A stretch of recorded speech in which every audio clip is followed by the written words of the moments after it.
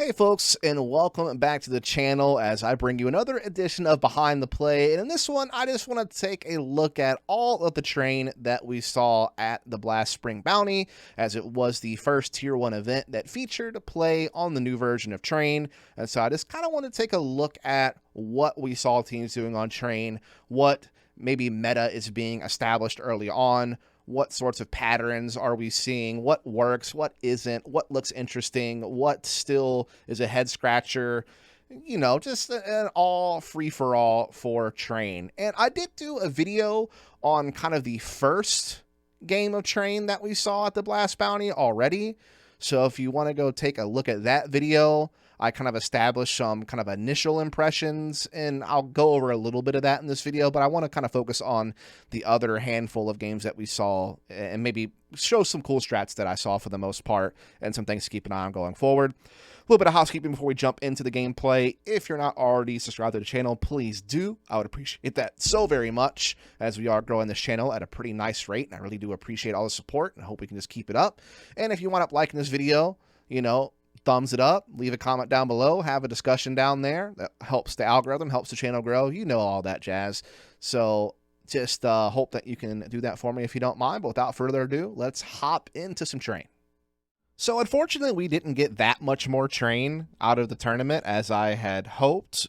But if you haven't already, again, you can check out the Spirit vs. Fnatic match. But we're going to look at 3 more matches that came from Blast Bounty, as this is our first look at Train being played at a Tier 1 event.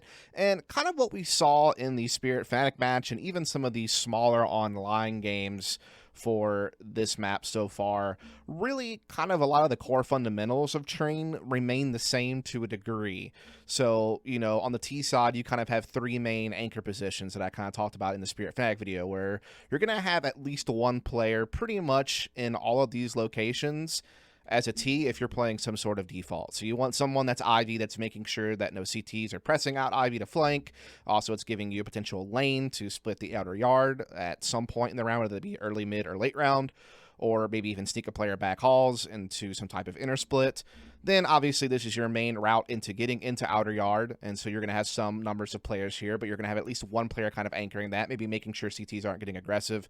And then you're also going to have one player that kind of anchors the inner halls area, and their main objective is potentially to maybe eventually get control of this pop dog hallway to add yet another route to the outer attack.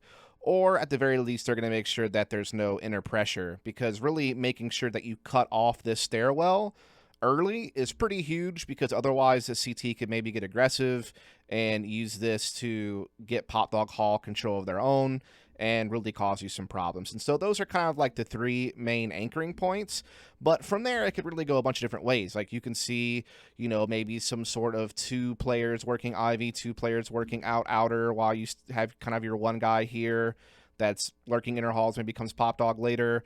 You could obviously, back in the day, and still sometimes in this game, you can see actual triple Ivy plays where, you can try to use this to really kind of attack this zone and then use that to either threaten back halls or, work out this icon and kind of like hit outer kind of a back way. This is less popular though, I feel like, in this version of Train, because this Ivy area is so much more claustrophobic. It's not nearly as open, you don't have as long of sight lines, and so I feel like that one is a little bit weaker than it used to be. But obviously you can also just have like so many numbers, like 3 to 4 people just really pressing out into outer, maybe one guy lurking Ivy if you're going for some of your heavier outer takes. And obviously, you can have some sort of like triple inner halls situation where you're either using this to set up an inner hit, fake an inner hit, or maybe you're just trying to put a lot of emphasis on controlling this pop dog hallway and then using that as a way to either feint or actually execute the A site and kind of go from there. And that's really kind of the main anchor points. And a lot of the other things that we saw with this is some of the most common smokes were the sandwich area between red and yellow Train, this big doorway, which I call Icon because it connects Ivy into outer, so I just feel like that makes sense. So these were probably the 2 biggest smokes that we saw quite a lot, because it seemed like terrorists are really looking to control this area of outer early, and then from there they might swing this direction, press through sandwich, or have some sort of Ivy presence also to really just kind of attack this. And then the second layer of that attack, once they have this control, is to maybe block off Z, make sure this area is covered, and then, kind of get your sight and post plant from there. We did see outside of these two smokes, some teams smoke Z early, but it's not as effective as it used to be because CTs aren't playing this position inside Z as often because, again, you don't have the long sight lines. I mean, you really have to step out kind of more towards bomb train to even see someone kind of swinging out this direction. So it's just not as advantageous for CTs to play here. So that's why this isn't smoked early as often as it used to be. But again, Sandwich, Icon, and then some teams were smoking off Pop if they weren't actively taking it, because a CT definitely can just make this run and control this spot. And then this can become a problem, as that can be the thorn in your side. You might already be focused on, dealing with players inside the yard, dealing with players rotating Z, dealing with players Ivy. And so this is just like another area you might have to deal with. And we even saw, besides these smokes, we would see like nade stacks and maybe even Molotovs thrown to try to block this route quite often. So that was kind of something that we saw a good bit as well throughout this entire process. And then really after that, it was kind of a hodgepodge of what you would see next when it came to actually how tees are working the outer yard, as outer was generally the more popular target. Yes, you're going to see some inner set pieces. Yes, you're going to see some feints, and then back to inner. You're going to see splits of that kind, but these were really kind of some of the main things that we were kind of watching. And really the other main thing is this was an area that would often get mollied to make sure that a CT wasn't able to swing this area early, which really just reinforced the ability to control this position as a T early on, as kind of like the first layer of your outer attack, and then your second layer is actually penetrating into the bomb train through these different routes.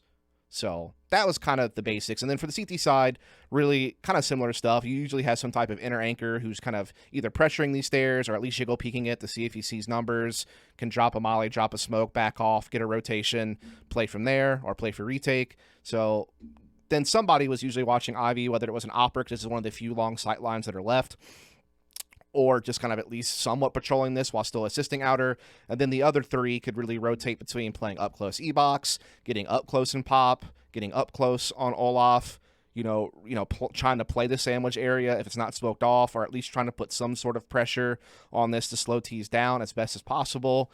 And obviously, you would have someone who would be willing to kind of rotate to, be that second person inner if need be. And then other than that, it could really fluctuate quite a lot. So without further ado, though, let's actually get into some footage. And this is from Vitality versus VP. This is from the actual online kind of qualification stage of it. And so in this round, we're just going to kind of see the basics of what I was talking about. So there is that icon smoke being thrown, sandwich smoke being thrown, and the molly towards Ivy. So these were kind of the things that I was just talking about. These are kind of the main things.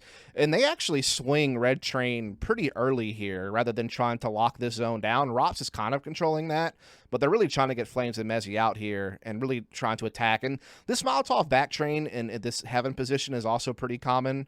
And then they did do that smoke at, the Pop Dog as well. And then they kind of just swarm outer from that. They also did put a smoke up on Z. This actually doesn't happen as often, but this was like an all-out utility hit from Vitality on outer. So you see them really kind of doing a lot of the things that we were talking about in this situation.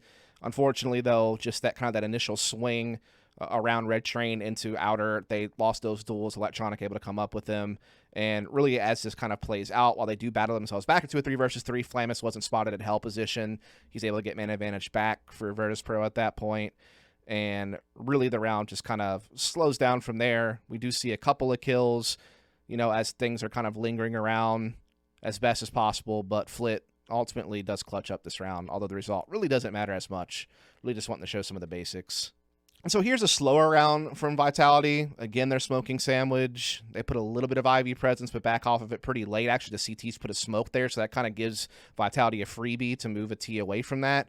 A lot of pressure being put over towards T-Con, and so they will go towards the inner halls this time, like they want to go for some sort of set piece. And I feel like, Mezzi's molling just to make sure they're not getting flanked early, I guess, while they're going for the set piece. This upper lurk smoke is one that I'm seeing a lot as well to kind of allow players to route out a little bit better this way, while also obviously coming through main. This block obviously is nice because it gives you a little bit more space to work with, but this lurk smoke can still kind of stop people like where Electronic is playing or people playing Z or really anywhere in this yard from being able to kind of spot you coming out this doorway. It just kind of helps you get players down. So that was definitely something to kind of take note of from what we've seen so far in some of these train games. You'll see that in other matches as well.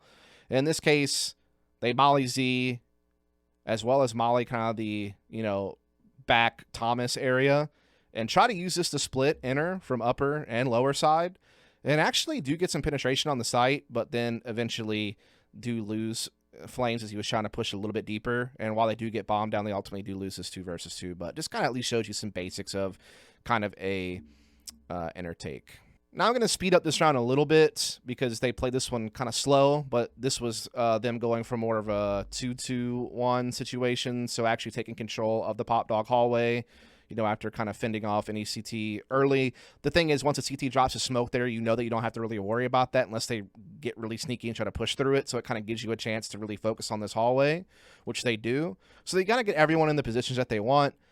Then we're actually going to see kind of the smokes that are typical, smoke sandwich. They actually put a smoke Ivy, which really kept Flit and Flamus interested as Mezzi was kind of the solo worker there.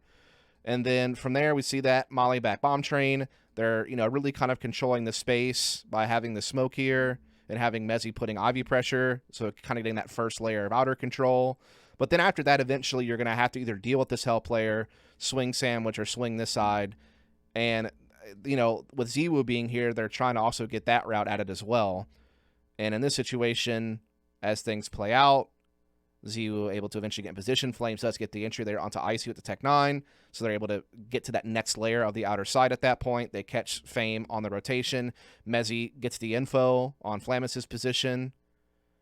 And they're able to take care of him. And while Flit catches Ziwu, now they know everything. It's a 2 versus 1, and they can win out from here. And now for the final round of this game, round, we kind of fast forward a little bit. We did see a lot of pressure from the CTs getting up close on T-Con and putting a lot of utility here, so they were never really able to get control of this area quite yet from the T side, but they still have kind of Rops being their inner anchor. Mezzi is the Ivy anchor, as you saw in the previous round, but this time he's going to have Apex with him, so this is going to be kind of more of a added pressure Ivy on this outer split to try to finish this game off.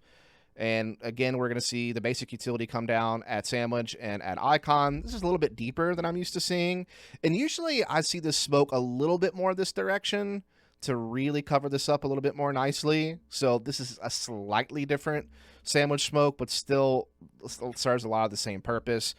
And they're also, at this point, going to be smoking here so that they can add this route. So really, you can kind of see that this is what they're gunning for. Maybe eventually Rops is going to try to come out pop as well. So that's kind of their attack on the outer split in this situation. As it plays out, they actually use a pretty good Molotov as well to clear Electronic off of Olaf and push him back. Apex is able to win the one-on-one against Slimus at Ivy, so that really opens up the threat of not only this lane, but eventually coming through the smoke. And so Electronic's in a really tight spot at this point, and they're certainly feeling the pressure of this outer split. As things play out, Flames is able to catch Electronic at Olaf. He just got pressured so hard from multiple angles. Icy able to get the trade, and Flit even picks up Apex, and so they equal things out at this point.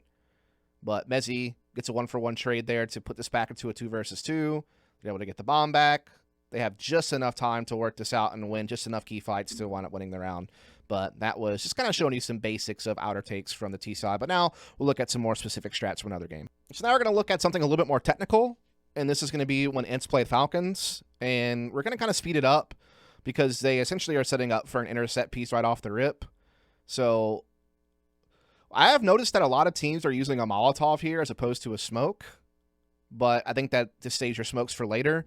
Then here's that same kind of, alert smoke to get out this direction while also trying to, press the main sidewalk position. And in this case, they catch this very nicely because there was an Ivy push that took place here, actually. And there hasn't really been only, one person making a rotation at this point. They also do smoke off this position, so it just kind of makes this whole thing a wall at that point.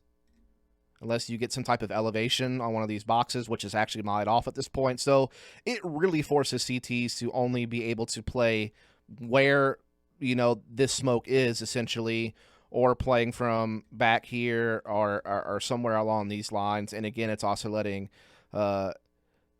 this player here be able to press into the site. So really, all in all, even though Matt just gets that first kill and a second kill, they're able to get some really nice space, eventually able to start getting some picks, and then eventually getting this bomb down. And these smokes are kind of blocking some of the longer sight lines at this point, and Kixon's all alone now as well. And so, yeah, that is going to kind of do it. Just kind of wanted to show you a little bit of what an intercept piece looked like. Then this was kind of a fun round because, again, a lot of pressure early with Tessus and Nico actually making that run to pop hallway like I was talking about. Again, some teams are mauling and nade stacking this to try to prevent this from happening early round, but in this case, that doesn't. They get in there. And so really a lot of control inner halls and pop dog for the CTs. They still have eyes towards Ivy. Don't have much outer yard presence at this point. And Glaive actually uses this to sneak into back halls undetected, catches a nice timing there, getting behind Kixon. And really at this point, things have kind of reset because they have no idea Glaive's gotten here. They are doubling up Ivy, doubling up outer yard. They still have Tessus aggro inner hall, so they know that no one's inner halls or pop dog for now, but they don't really know about T-Con or Ivy, and they obviously don't know about Glaive. And so eventually this is going to turn into an inner split. Tessus actually goes pop dog, and so now he kind of gives up his spot inner, but Madge just takes it back up as kind of their inner anchor. But Glaive gets the backstab kill. Molly's off Z, and that's pretty much all she wrote. Just kind of a really cool sneak play there in this game between Falcons and Ints.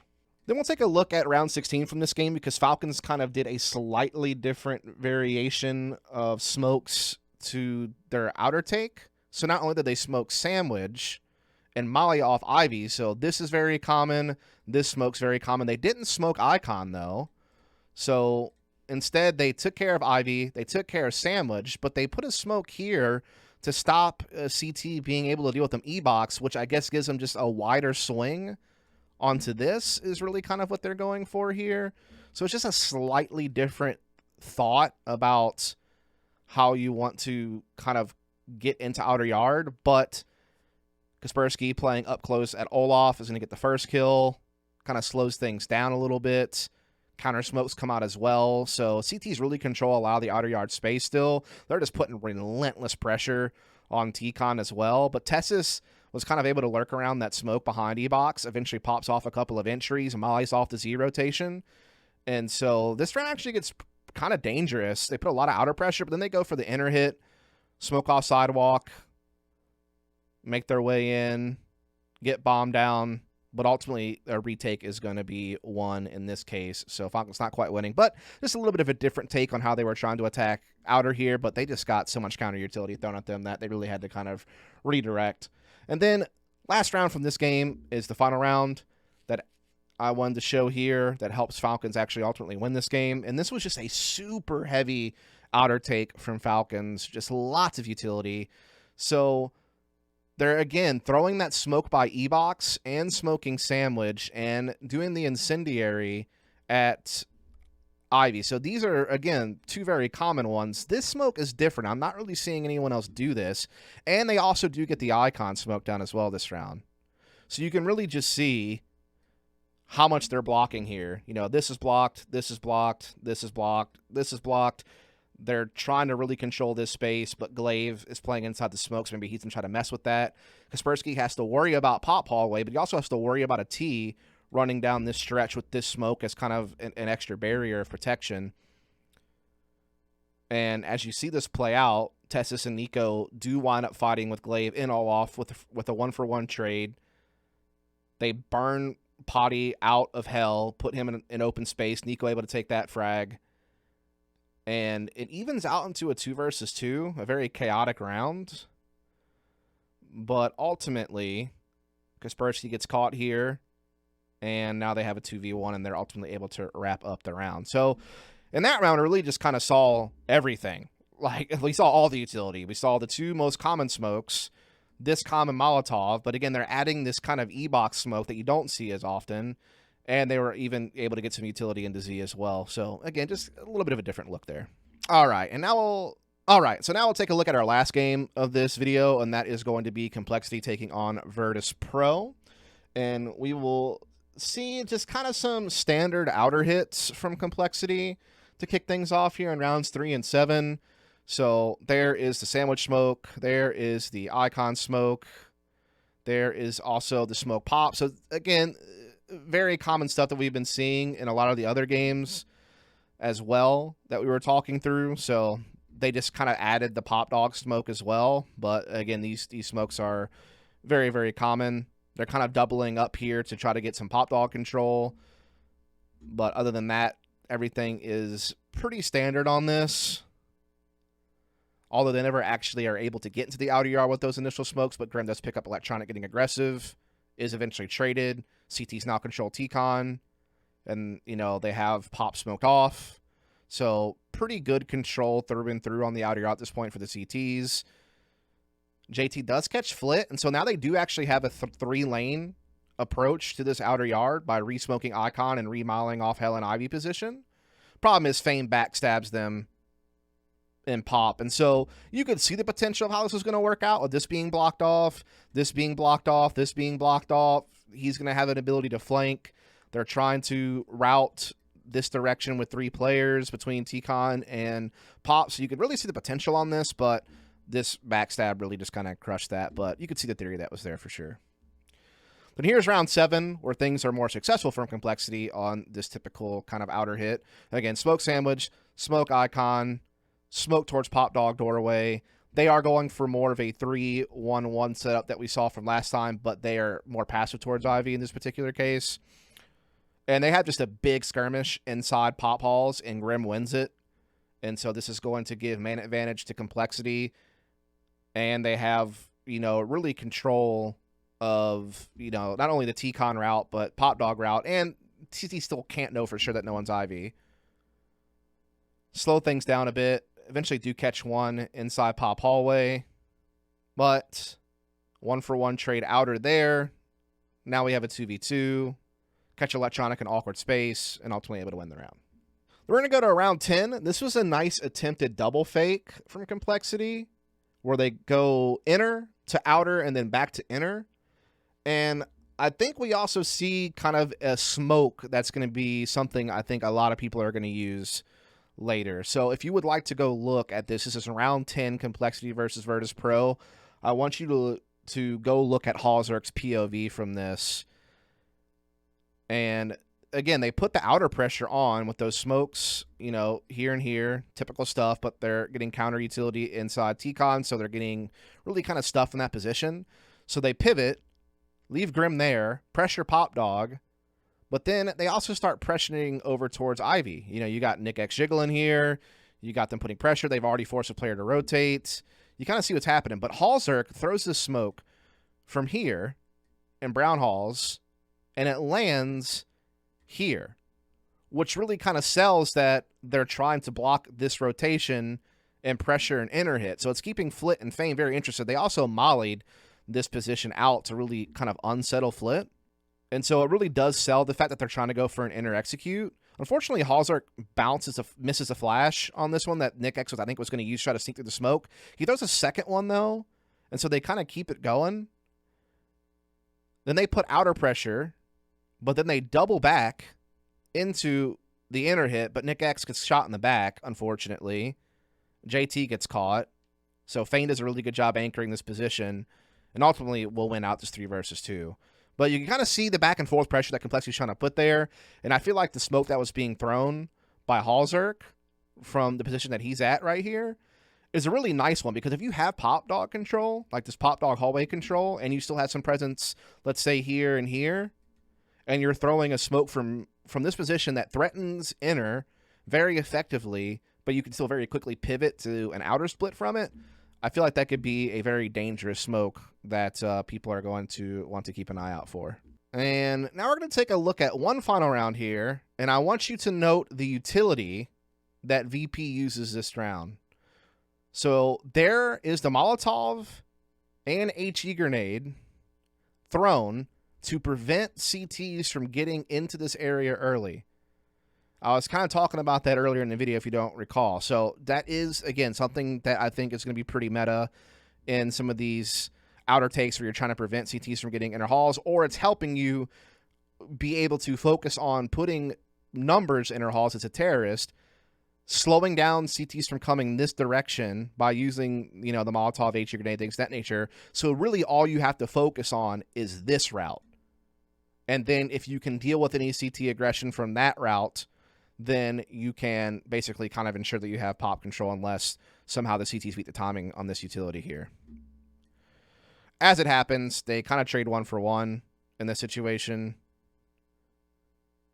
but then ultimately went out the duels from there and get it done. But I just kind of wanted to highlight that utility there at the end. And that kind of wraps it up. Unfortunately, we didn't see too many more games on Train at this event, but that is some of the cool things that we did see on the few games we did get.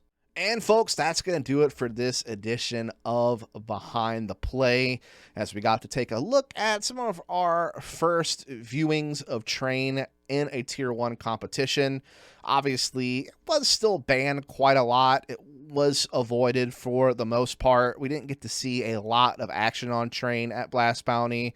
We have seen a lot of online competition, but really haven't seen it translate to Tier 1 just yet. It's not surprising, as a lot of teams were kind of shifting their Vertigo ban to a Train ban as they're going through roster changes, and so there's a lot of variables in play, and so minimizing having to worry about Train so early on when you're maybe, trying to implement a new team makes a little bit of sense, but maybe over time we'll see Train kind of pivot more and more into focus. There's at least a few teams out there willing to play it, as we saw from the handful of games we did get to watch, and I just kind of wanted to highlight some of the cool things that I was seeing, and I'll continue to maybe do some more Train stuff as we see some more Train action, maybe at Katowice or PGL Cluj-Napoca or whatever the case may be, as we head into our first major of 2025 with Train on the docket.